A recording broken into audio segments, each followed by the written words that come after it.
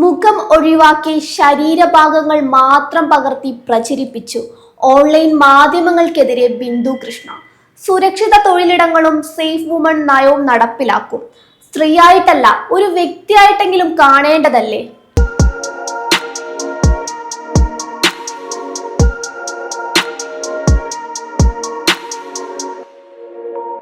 സാമൂഹ്യ മാധ്യമങ്ങളിൽ സ്ത്രീകൾ നേരിടുന്ന കടുത്ത സൈബർ ആക്രമണങ്ങൾക്കും സ്വകാര്യതയിലേക്കുള്ള കടന്നുകയറ്റങ്ങൾക്കുമെതിരെ ശക്തമായ പ്രതികരണവുമായി മന്ത്രി ബിന്ദു കൃഷ്ണ.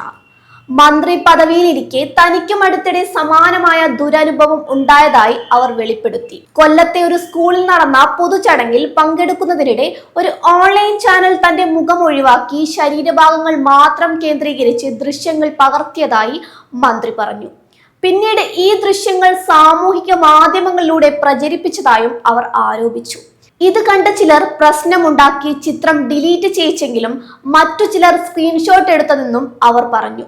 സ്ത്രീകളുടെ ശരീരം മാത്രം കേന്ദ്രീകരിച്ച് ദൃശ്യങ്ങൾ ചിത്രീകരിക്കുകയും അവയെ ദുർവ്യാഖ്യാനം ചെയ്യുകയും ചെയ്യുന്ന ചില ഓൺലൈൻ മാധ്യമങ്ങളെയും യൂട്യൂബ് ചാനലുകളെയും സർക്കാർ അതീവ ഗൗരവത്തോടെയാണ് കാണുന്നതെന്ന് ബിന്ദു കൃഷ്ണ വ്യക്തമാക്കി.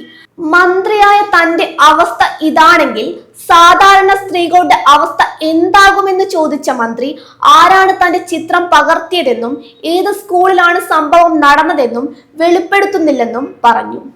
കുട്ടികൾക്കും സ്ത്രീകൾക്കുമെതിരായ അതിക്രമങ്ങൾ തുടരുകയാണെന്നും അതിക്രമങ്ങൾ തടയാൻ വനിതാ ശിശുക്ഷേമ വകുപ്പ് നടപടികൾ സ്വീകരിക്കുമെന്നും ബിന്ദു കൃഷ്ണ വ്യക്തമാക്കി. ഒരു സ്ത്രീയായിട്ടല്ല, ഒരു വ്യക്തിയായിട്ടെങ്കിലും കാണേണ്ടതല്ലേ? മനുഷ്യർക്ക് എങ്ങനെയാണ് മറ്റൊരാളെ ഇത്തരത്തിൽ കാണാൻ കഴിയുന്നതെന്ന് മനസ്സിലാകുന്നില്ല. സെലിബ്രിറ്റികൾ പങ്കെടുക്കുന്ന പൊതുപരിപാടികളിൽ ഇത്തരം ക്യാമറ അതിക്രമങ്ങൾ പതിവായി നടക്കുന്നതാണ്. ഇത്തരം സംഭവങ്ങൾ അതീവ ഗൗരവമുള്ളതാണെന്നും കുറ്റക്കാർക്കെതിരെ ശക്തമായ നടപടികൾ സ്വീകരിക്കണമെന്നും മന്ത്രി പറഞ്ഞു. സാമൂഹ്യ മാധ്യമങ്ങളിലെ സ്വകാര്യത ലംഘിക്കുന്ന പ്രവണതകൾ തടയാൻ പുതിയ നിയമനിർമ്മാണത്തിന്റെ സാധ്യത സർക്കാർ ഗൗരവമായി പരിഗണിച്ചു വരികയാണെന്നും അവർ കൂട്ടിച്ചേർത്തു. സേഫ് വുമൺ സേഫ് ഫാമിലി നയം നടപ്പിലാക്കും.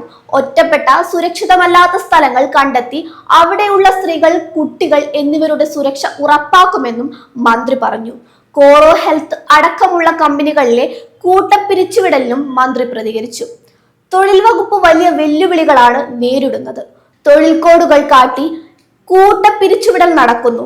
ഓഫീസ് വെൽനസ് പോളിസി രൂപീകരിക്കാൻ ആഗ്രഹമുണ്ടെന്നും മന്ത്രി പറഞ്ഞു. മറ്റു വകുപ്പുകളിലായി ചർച്ച ചെയ്ത് തീരുമാനിക്കുമെന്നും അവർ വ്യക്തമാക്കി. ഗിഗ് വർക്കേഴ്സ് ആക്ട് കൊണ്ടുവരുമെന്നും അവർക്ക് വേണ്ട പ്രത്യേക വിശ്രമ മുറികൾ സജ്ജീകരിക്കുമെന്നാണ് വാഗ്ദാനം.